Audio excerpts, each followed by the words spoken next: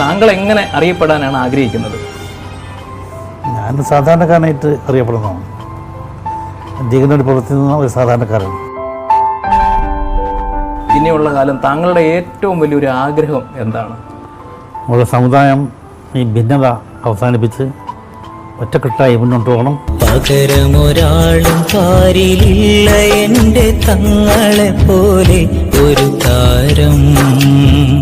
പകരമൊരാളും പാരിലില്ല എൻ്റെ തങ്ങളെ പോലെ ഒരു താരം.